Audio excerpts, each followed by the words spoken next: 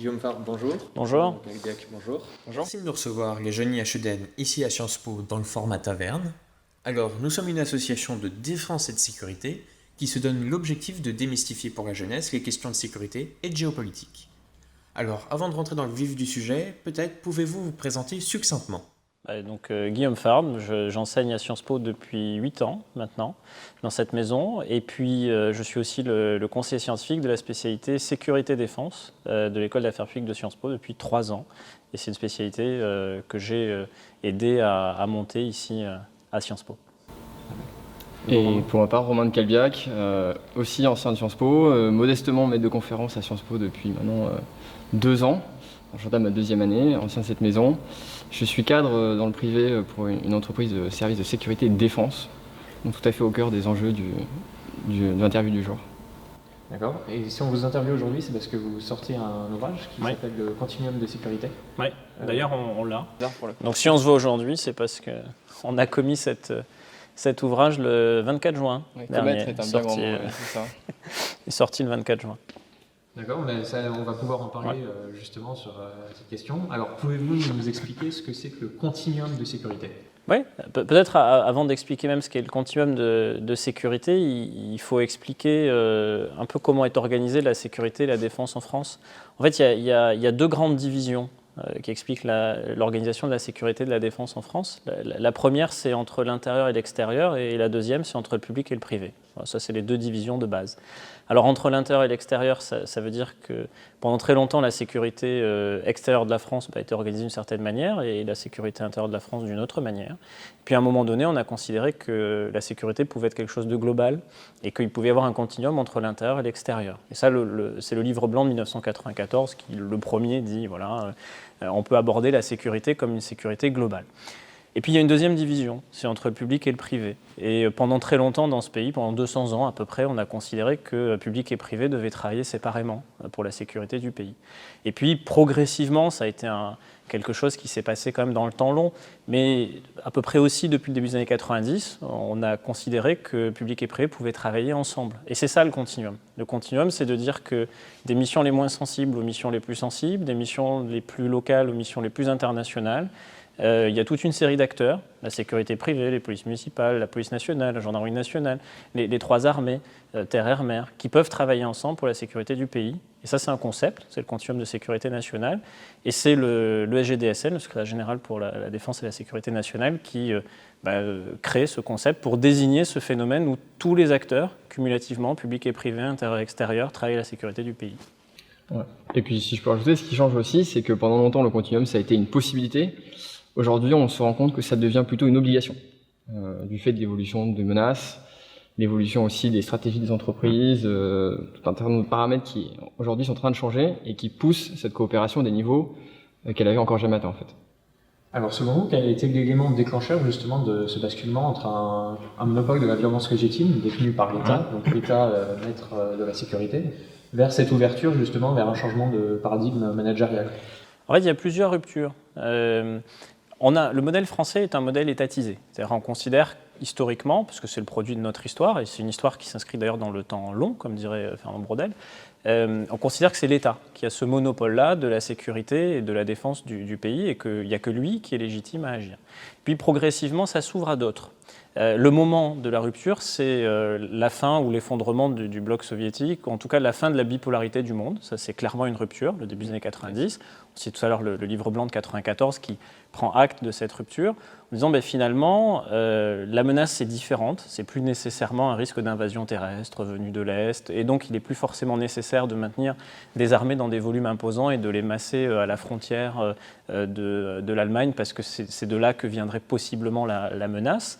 Et donc, on va demander aux armées de se réformer pour faire face à d'autres menaces qui sont plus lointaines, et on va se tourner beaucoup vers les opérations extérieures et peut-être moins vers la défense intérieure du territoire. Ça, c'est une première rupture qui a pour conséquence de réorganiser le format des armées. La suspension du service national, c'est 1996. Et puis, à ce moment-là, comme les armées, leur format est revisité, elles font plus tout elles-mêmes. Et donc, le secteur privé, progressivement, est amené à venir sur des fonctions dites support. Les armées parlent de tâches ancillaires, mais qui sont en fait des petites missions pour lesquels il existe un marché, la restauration, l'entretien des bases. Et donc on voit progressivement le secteur privé arriver et prendre en charge certaines missions. Donc on peut considérer que le début des années 90, c'est une première rupture. Début des années 2000, il y en a une autre, alors elle est plus dans la sécurité intérieure, c'est le moment où les collectivités territoriales s'emparent de la question de la sécurité et sont reconnus comme des acteurs à part entière. Donc l'État partage avec d'autres acteurs publics, mais partage tout de même. Et donc les collectivités territoriales, à travers notamment les polices municipales, prennent leur part. Puis il y a une dernière rupture qui intervient possiblement, on peut dire, au moment des attentats du 13 novembre 2015. En tout cas, ça a été un accélérateur formidable. C'est l'association de la sécurité privée à des missions de sécurité générale du territoire. Un exemple très simple, c'est les grands événements, notamment sportifs. L'Euro 2016, quand il faut sécuriser une fan zone, vous allez le faire avec des forces de sécurité publique, la police, la gendarmerie, Sentinelle. et les forces de l'opération Sentinelle également, les polices municipales dans les communes qui sont concernées, et puis la sécurité privée. Et sans elle, d'ailleurs, vous n'y parvenez pas parce que le besoin de sécurité est tel que son concours devient indispensable. Et à ce moment-là, on peut considérer que oui, l'État conserve une forme de monopole de la violence physique légitime, mais en tout cas partage des missions de sécurité intérieure, voire même dans certains cas de sécurité extérieure, avec d'autres acteurs, et notamment des acteurs privés.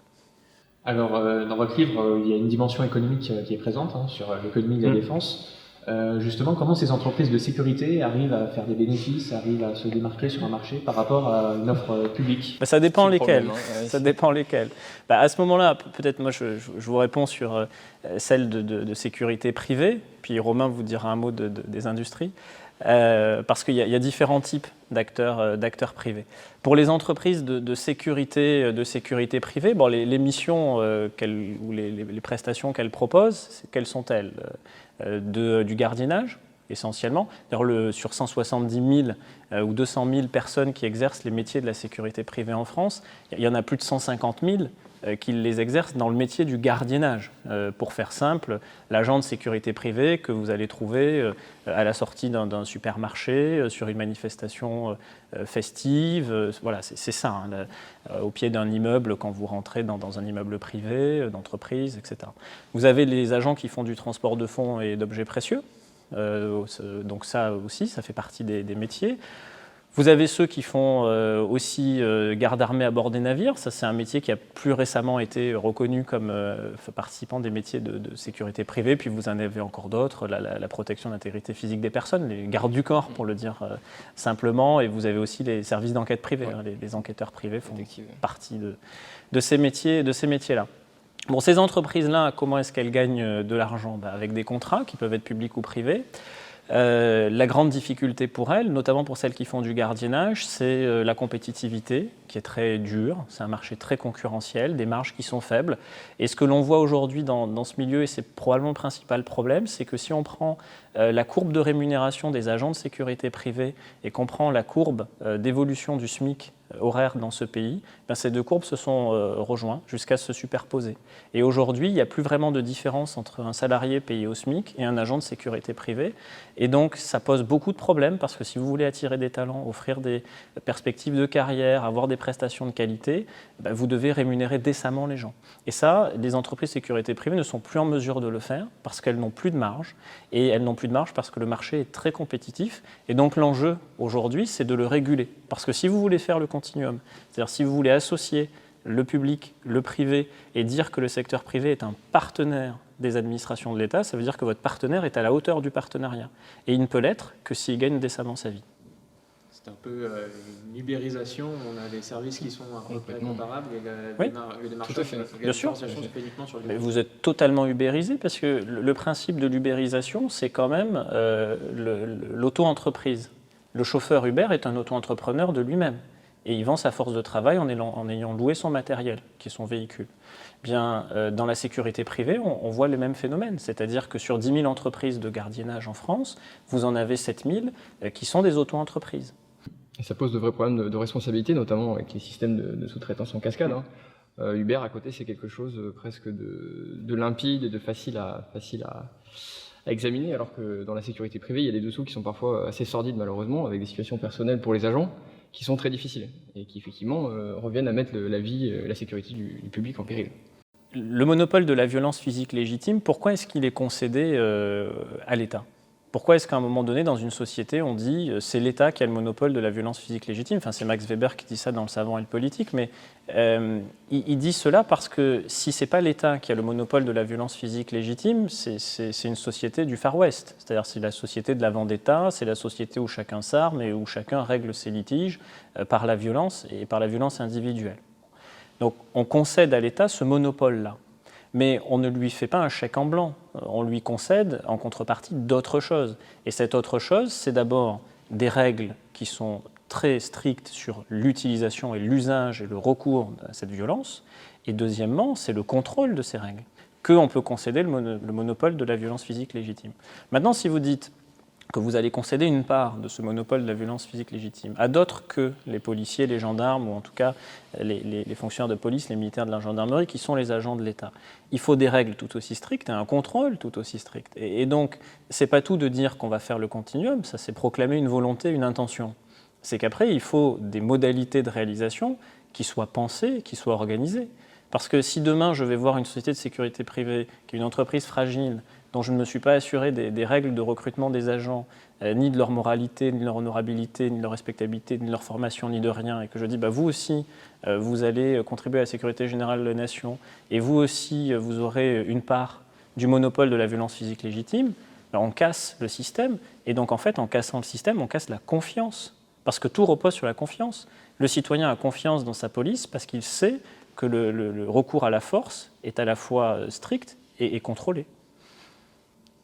Et l'un des composants de ce continuum, c'est aujourd'hui le cyber qui permet justement d'élargir ce continuum. Ouais, tout à fait. Vous évoquez, il y a tout un chapitre dédié dans le livre sur les cyber. Qu'est-ce que vous pouvez nous dire sur cette transformation du continuum En fait, on peut même dire que plus que transformation du continuum, c'est même le front pionnier du continuum, la cyber. C'est le cas en fait pour deux raisons. D'abord parce que c'est paradoxalement un des plus anciens. On ne sait pas trop, mais l'État s'est pensé sur les questions de cybersécurité au sens très large du terme, en fait, dès les années 70, dès que globalement l'informatique a commencé à prendre une part de plus en plus importante dans la vie des entreprises et puis des administrations, qu'elle a commencé aussi à intéresser les citoyens par le jeu des données personnelles. Et donc, l'État, contrairement malheureusement à d'autres domaines comme celui de la sécurité privée, notamment du gardiennage, s'est beaucoup investi sur ce sujet, a été très proactif, a réalisé beaucoup de travaux de prospective aussi, ce qui fait qu'en fait, l'État ne s'est pas retrouvé, entre guillemets, pris au piège d'évolution qu'elle n'avait pas prévu, qu'il n'avait pas anticipé. Et ça a permis d'avoir une base juridique, notamment solide, pour permettre l'établissement d'un marché digne de ce nom. L'État a effectivement beaucoup agi pour d'abord caractériser la cybercriminalité, ensuite la faire condamner, y associer des peines, et puis dans un deuxième temps, l'État s'est occupé aussi de responsabiliser les entreprises et les inciter à se protéger. Parce qu'encore une fois, il y avait ces enjeux de protection des données personnelles essentiellement, mais l'État a vite compris qu'il y avait aussi des enjeux plus stratégiques comme la protection d'informations à caractère confidentiel, voire stratégique pour la France. Et donc l'État s'est investi très tôt dans cet encadrement du secteur, et c'est une approche qui est tout à fait vertueuse et tout à fait prospère sur le long terme, puisque ça permet aux entreprises de disposer de marge de manœuvre, de visibilité, et les entreprises privées qui ont aussi très rapidement appris malheureusement à faire connaissance avec la menace, ont vite compris tout l'intérêt qu'elles avaient à se protéger et ont entraîné avec elles en fait un marché qui demandait qu'à éclore. Et aujourd'hui, ce qui est intéressant, c'est que cette évolution, cette trajectoire de la cybersécurité, en fait, elle peut servir de modèle pour d'autres domaines, pour d'autres secteurs du continuum. Et effectivement, c'est tout le paradoxe. C'est le secteur qui a le plus abouti et c'est celui qui est aujourd'hui le moins visible, le moins évident. Et pourtant, il œuvre directement à la protection des Français et la protection des intérêts. En fait, c'est le modèle de la cyber en termes de continuum.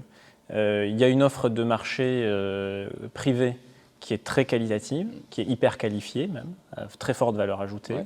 Il y a des acteurs qui sont structurés et solides financièrement, qui recrutent des talents. Un marché en croissance. Et l'État s'en est mêlé extrêmement tôt, de différents aspects. Déjà sur le plan législatif, la loi CNIL, c'est 78, on est très précurseur en la matière en France.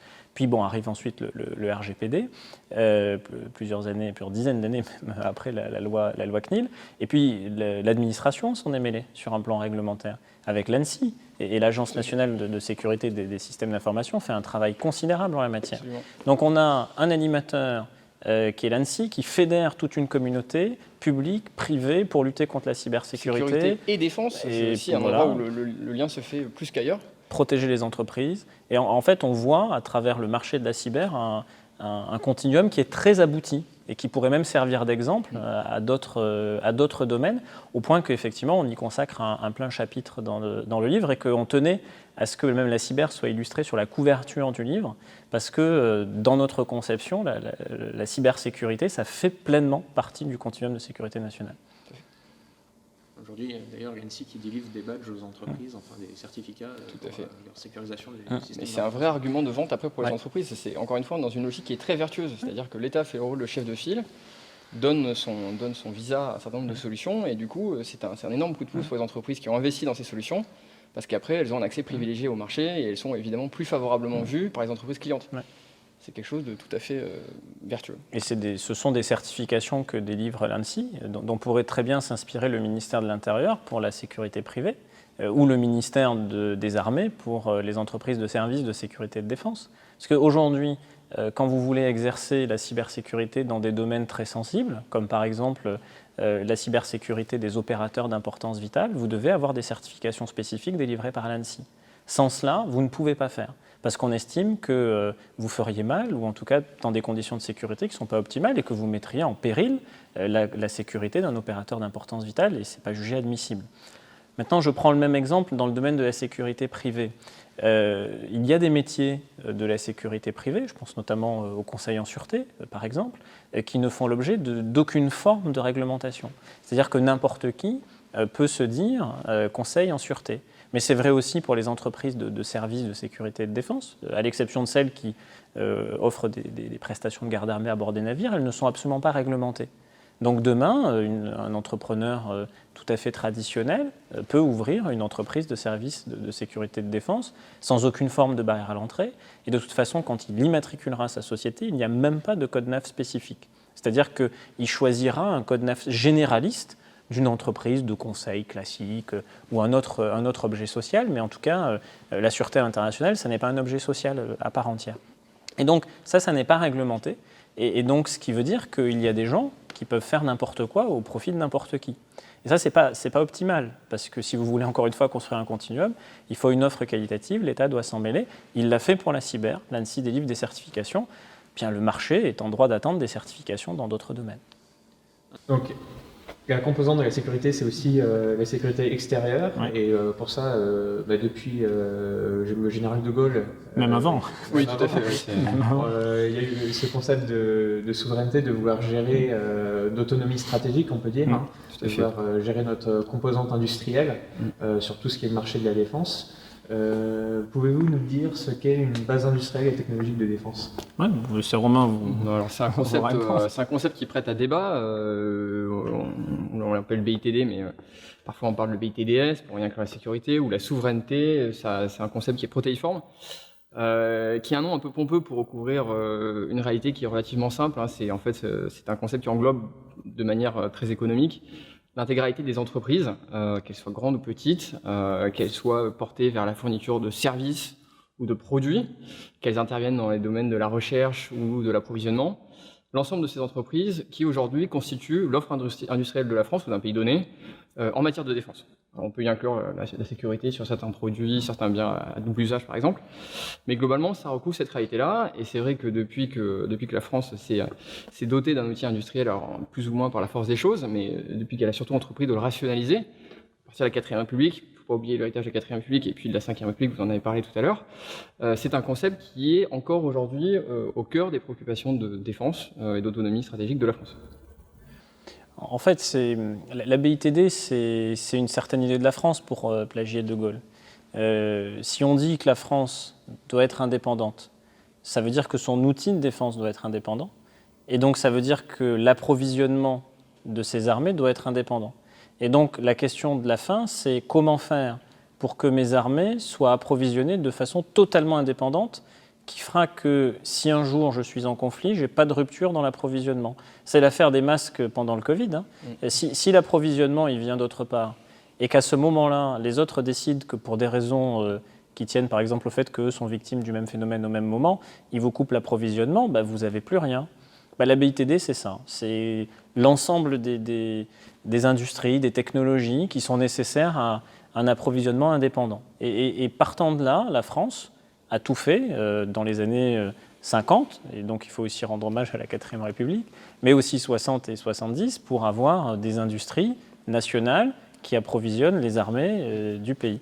Alors ça a bien marché jusqu'aux années 90, Ouais, tout à fait. Ouais. et puis après, Ça a changé. Ouais. ça change un peu. Bah, c'est pas que ça ne marche plus, ça marche différemment. Il y a un certain nombre de phénomènes qui ont transformé effectivement cette BITD telle qu'on l'a héritée des débuts de la 5e République. Hein. Un des phénomènes les plus structurants, c'est la privatisation d'une partie de cet outil, qui n'est pas du tout un phénomène neutre, et pour les armées et pour les entreprises en question, parce que ça a complètement bouleversé le rapport et les liens qu'elles entretenaient entre elles, et ça a forcé aussi ces structures, qui étaient souvent, encore une fois, héritées du service public, hein, à se tourner vers des problématiques qui n'étaient pas celles qui ont présidé à leur constitution. On peut penser aux problématiques d'export, on voit que la France s'en sort bien, mais c'est un apprentissage qui se fait de manière relativement douloureuse pour tout un tas d'entreprises qui ont été relativement récemment privatisées, et c'est clairement un des sujets majeurs auxquels font face aujourd'hui les entreprises françaises. C'est un point qu'on aborde dans le livre d'ailleurs, c'est la place de l'État. Est-ce que l'État doit se mêler ou pas de la vie des industries ? Et comment ? Et de quelle manière ? Si on dit oui, c'est du dirigisme, mais l'industrie de défense française, elle s'est construite dans le dirigisme. Les années 50, 60, 70 qu'on évoquait, c'était du dirigisme, c'est-à-dire que l'État, à travers notamment le ministère des Armées, sa DGA, enfin DMA devenu DGA, dit le niveau de besoin d'équipement des forces, il est là, les crédits ils sont là, donc maintenant vous allez faire, messieurs les industriels, et pour être bien certain que vous allez faire, de toute façon, vous êtes des entreprises publiques. Nous, État, sommes actionnaires, donc on a notre mot à dire. Et puis arrivent les années 90, et ce que disait Romain, c'est un moment de privatisation, donc l'État se retire, pour le meilleur et pour le pire, peut-être plus pour le pire que pour le meilleur. Et à ce moment-là, on considère qu'après tout, l'État ne devrait pas se mêler de la vie des industries et que les industries pourraient se débrouiller par elles-mêmes. Et arrive un dernier enjeu, mais que Romain développe beaucoup dans le livre, c'est l'Europe. Tout à fait. C'est la l'Europe. Concurrence en général, de manière générale, au-delà de l'Europe qui exerce une forme de concurrence sur le marché français, au sens très large du terme, mais il y a aussi évidemment d'autres acteurs sur le marché mondial qui aujourd'hui viennent un peu, on va dire, remettre en question les acquis de cette BITD française et puis plus généralement européenne, voire occidentale. Les États-Unis, par exemple, ne sont pas à l'abri sur certains sujets d'une concurrence de pays comme la Chine, comme la Russie, qui restent des acteurs qui sont très importants et qui aujourd'hui encore continuent à se tailler la part du lion sur certains marchés. Donc c'est un phénomène c'est la conjugaison de ces deux dynamiques place aujourd'hui la France, et puis au-delà de la France, les Européens, dans une situation qui est très inconfortable, où on a vécu pendant longtemps d'une rente qui tenait surtout au fait qu'on avait un certain nombre de marchés qui étaient protégés, que ce soit en France ou à l'étranger. Mais aujourd'hui, ces marchés protégés, ils ont disparu. En France, ils ont disparu parce qu'avec la privatisation est aussi venue la réduction des commandes, la réduction de manière générale du format des forces armées et du coup des commandes d'équipement pour les approvisionner, qui fait que les entreprises aujourd'hui, plus que jamais, sont dépendantes des marchés à l'export. Et puis, à côté, en parallèle, on a un certain nombre de pays qui ont décidé, eux aussi, en partie à l'image de ce qu'a réalisé la France, de se doter d'un outil stratégique de production, de conception, et qui aujourd'hui vient mettre, pour tout un tas de raisons, que ce soit le prix, que ce soit des méthodes commerciales agressives, voire déloyales, mettre les entreprises françaises et européennes dans une situation qui est très inconfortable, où on est vraiment placé entre le marteau américain et puis l'enclume des États émergents. Et il y a des États émergents, par exemple, auxquels on ne pense pas nécessairement, tout le monde a en tête la Russie et la Chine, mais il y a des États qui sont beaucoup plus agressifs, et beaucoup plus Corée du Sud, Israël, par exemple, qui eux sont capables d'aller chatouiller les Français et les Européens sur des domaines de pointe qui étaient jadis notre apanage. Maintenant, on se pose la question de savoir comment la France et puis les Européens doivent se positionner pour justement faire face à ce rééquilibrage, et tant qu'à faire, le faire d'une manière qui soit la moins défavorable pour la France et nos intérêts. Mais disons, nous Français, mais comme d'autres, comme les Britanniques, on a constitué notre BITD assez tôt à l'échelle de l'histoire des 60 dernières années. D'autres l'ont constitué plus tard. On citait la Corée du Sud, on peut citer l'Inde, on citait Israël, la Turquie et le Brésil. Et ces États-là sont en train de constituer leur propre BITD, ce qui est un phénomène naturel. Vous voulez avoir un outil de défense autonome, vient le moment où vous vous posez la question de l'autonomie de votre industrie. Et au moment où ces géants, comme l'Inde, comme le Brésil, constituent leur BITD, la nôtre s'affaisse. Et donc la question qui se pose, c'est est-ce qu'on peut lui substituer autre chose, c'est-à-dire une BITD-E, donc en fait européenne. Et là, ça fait partie aussi des grands défis qui sont devant nous et qu'on aborde dans le livre, et notamment Romain analyse. Tout à fait, modestement. Effectivement, c'est vrai qu'on l'Europe est face à des choix. Elle a globalement le choix entre subir une concurrence qui va de toute façon se faire de plus en plus forte, ou effectivement s'unir, vraisemblablement dans la douleur, parce qu'il ne faut pas se leurrer, cette Union européenne, au sens industriel du terme, fera des dégâts industriels, sociaux, économiques. Il est naturel que les États cherchent à tirer la couverture à eux, à profiter au maximum des programmes. À un moment, il va falloir arbitrer. Sinon, la contrepartie, c'est de voir des pays étrangers progressivement écartés sur les marchés internationaux, les Européens, les uns après les autres, voire venir jusqu'en Europe, racheter progressivement les entreprises européennes qui périclitent et s'immiscer sur les marchés nationaux, qui sont encore sur certains domaines chasse gardée des Européens. Et là, ce serait effectivement globalement le champ du coq pour les BITD européennes et françaises. Alors, selon vous, quelles sont les opportunités de diversification de ces entreprises de BITD pour élargir leur part de marché? Je pense par exemple à Thales qui produit énormément de choses, pas forcément dans la défense, le métro automatique, etc., même de l'industriel civil. Est-ce que ça aussi, c'est pas aussi une voie qui peut être possible? Si, bien sûr. En fait, les industries, la forme de diversification la plus évidente, c'est la dualité. C'est si vous devenez une industrie duale civilo-militaire. Et si en fait, par exemple, les dépenses de recherche et développement sont mutualisées entre les deux domaines. Et on voit bien que certaines de nos industries qui résistent très bien à cette pression concurrentielle, intra-européenne ou extra-européenne, sont celles qui sont parvenues à cette diversification. Thales, mais pas que, Dassault Aviation, avec toute l'aviation d'affaires, voilà, bien évidemment, Airbus, et que celles des industries qui n'ont pas pu faire cette diversification souffrent un petit peu plus. Nexter, par exemple, qui est une industrie exclusivement militaire, elle ne peut pas se reposer sur une activité civile, même si peut-être que demain, elle tentera de le faire. Du coup, se pose la question, justement, encore une fois, de consolider ces groupes, ces entreprises qui sont parfois de taille pas tout à fait impressionnante. Nexter est un fleuron de l'industrie française, mais il n'a pas un poids économique démesuré. Ce n'est pas l'équivalent en termes de chiffre d'affaires ou de volume d'affaires ou d'employés d'Airbus, par exemple, de Dassault. Se pose la question, pour ces entreprises, de s'adosser à des groupes civils, comme actionnaires, comme co-traitants, comme fournisseurs. C'est comme ça, par exemple, que les entreprises coréennes sont devenues ce qu'elles sont aujourd'hui sur le marché de la défense. Cette dualité, pas seulement dans les produits, mais aussi dans la structure capitalistique, les cibles de marché, peut constituer un vrai matelas en cas de crise. Et, effectivement, c'est un levier. Il y en a un autre, c'est de vendre autrement. Donc là, il y a toute une réflexion sur les modèles de vente, c'est-à-dire de dire que finalement, vous ne vendez plus seulement un équipement, qui aura une durée de vie de X années ou X dizaines d'années, mais vous vendez un écosystème. C'est-à-dire que vous vendez l'équipement et le service associé. Alors quel service? La maintenance de cet équipement, mais aussi la formation à l'usage de cet équipement. Et peut-être que même le service peut être un service financier, c'est-à-dire que face à des clients à l'export qui ne sont pas forcément immédiatement solvables, vous leur proposez une solution de financement associé.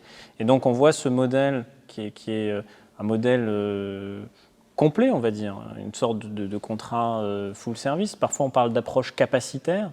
Eh bien, ce modèle-là devient un peu le modèle de vente du futur. C'est-à-dire que de moins en moins d'États clients des industries de défense à l'export veulent acheter des équipements coquenus, comme on dit. Ils veulent tout un service associé pour avoir un usage qui est aussi au plus proche de leurs besoins opérationnels. Vous n'allez pas forcément acheter un drone si vous ne l'utilisez pas à 100% de ses capacités. Mais vous allez peut-être acheter l'usage du drone au moment où vous en aurez besoin pour l'opération qui nécessitera l'emploi de ce vecteur. Et c'est cela qu'on est en train de vivre aujourd'hui, c'est cette transformation des usages qui appelle aussi une transformation des modes de vente. Et justement, un des leviers aussi, c'est le levier de la demande. Dans votre livre, vous parlez des ESSD. C'est un terme un peu barbare. Est-ce que vous pouvez détailler? Oui. En fait, ce qu'on peut en dire, c'est d'abord que les Américains, notamment, eux, avaient des sociétés militaires privées. Mais ça, presque, j'allais dire, de toute éternité. En tout cas, dès la fin de la Seconde Guerre mondiale, il y a des sociétés privées qui sont aux côtés des forces américaines pour offrir des services, transport, logistique. Voilà. Bon. Ça, on les trouve dès 1945-46. On les trouve aux côtés des forces américaines. Elles sont encore là au moment de la guerre du Vietnam. Elles sont là au moment de la guerre du Golfe et elles sont encore là au moment de l'invasion de l'Irak en 2003. Enfin, je veux dire, c'est complètement consubstantiel à l'histoire de l'armée américaine, de faire appel à ces private military companies, ces espèces d'énormes sociétés qui font principalement de la logistique. Pas que, mais principalement. Bon, en France, on est loin de tout ça, mais c'est quand même posé la question au début des années 2000 de l'appellation des sociétés qui allaient offrir des services aux armées et des services à composante opérationnelle. Alors opérationnel, pas forcément pour dire que ces sociétés vont envoyer des hommes en armes sur la ligne de front combattre aux côtés des armées françaises, mais opérationnel dans le sens d'une aide logistique, pour du transport, pour du soutien, et il fallait trouver un nom. Et donc le SGDSN a trouvé un acronyme qui est ESSD pour Entreprise de Services de Sécurité et de Défense. Mais cet acronyme est très, très large parce que service de défense, ça veut dire en fait des services proposés aux armées, mais toutes n'en font pas, parce que service de sécurité, ça peut vouloir dire de la sûreté à l'international, en clair, d'aider à la protection, par exemple, des expatriés ou des infrastructures d'une grande société du CAC 40 dans un pays dit à risque. Et donc, vous voyez bien que déjà dans l'acronyme, vous englobez des réalités économiques qui sont différentes. Donc ça, c'est un premier enjeu. Et il y en a un deuxième, c'est la reconnaissance. C'est-à-dire qu'au moment où on invente, où on conceptualise le SSD, la France ne veut pas reconnaître, ne veut pas admettre que ces sociétés existent, qu'elles offrent des services et que ces services peuvent même être proposés aux armées françaises. Parce que la France, du fait de son histoire, du fait de ses traditions, du fait de ce monopole de la violence physique légitime aussi, n'assume pas que ces sociétés puissent proposer cela. Et c'est tout l'enjeu de la loi du 14 avril 2003 qui réprime le mercenariat en France. C'est aussi adresser un message d'exemplarité à la communauté internationale, bien sûr, mais ça a aussi jeté l'opprobre sur toute une profession. Et ça a ralenti considérablement son développement, ce qui fait qu'aujourd'hui, l'offre des ESSD françaises est quand même en deçà de l'offre des ESSD britanniques, et que ça nous pose des problèmes. Tout à fait. Et c'est tellement dommageable en fait que c'est un dégât qui s'observe pas seulement en fait dans la relation qu'entretiennent ces ESSD avec les armées, mais aussi avec les entreprises françaises privées à l'étranger. Puisque les armées françaises ne protègent pas, évidemment, les entreprises privées quand elles réalisent des affaires dans les pays à risque, en tout cas dans les pays où la France n'intervient pas ou n'a pas vocation à intervenir. C'est une offre 100% privée, souvent en partenariat avec des forces locales, des acteurs locaux, mais c'est une offre privée qui assure la protection des entreprises françaises, y compris des entreprises stratégiques, comme on le disait tout à l'heure.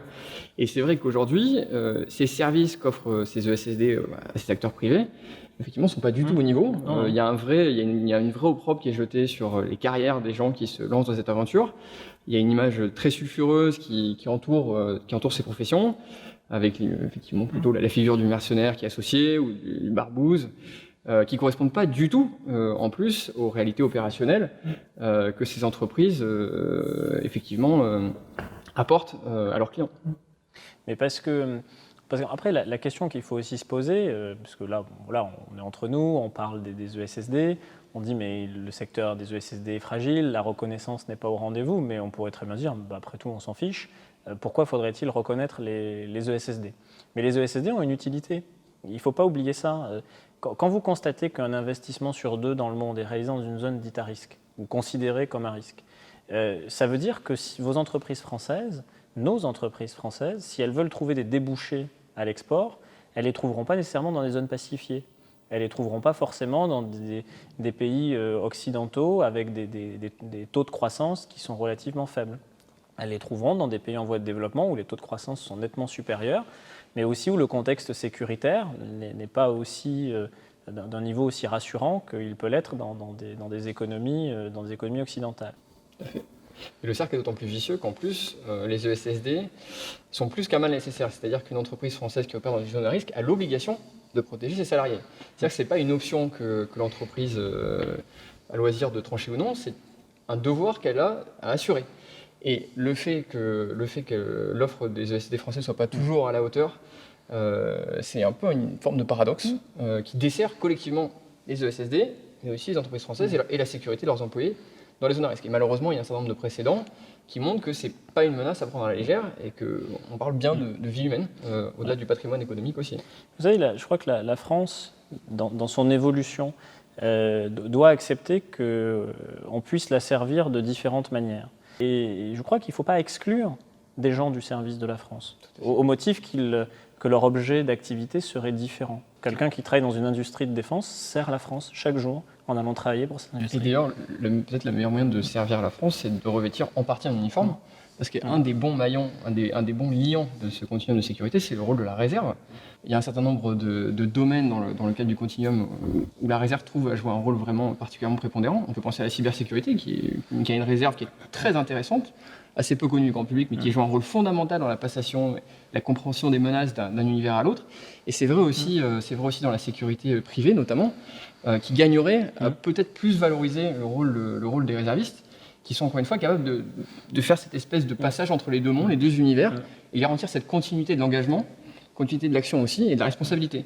Merci Guillaume Fard, merci Romain. Merci à vous. Merci à vous. De nous avoir accordé votre temps et donc votre livre qui est disponible dès maintenant, le Continuum de sécurité nationale. Ouais. Prioritairement chez les libraires, parce qu'il faut les soutenir. Tout à fait. Sinon sur les plateformes de vente en ligne, mais il est pleinement accessible.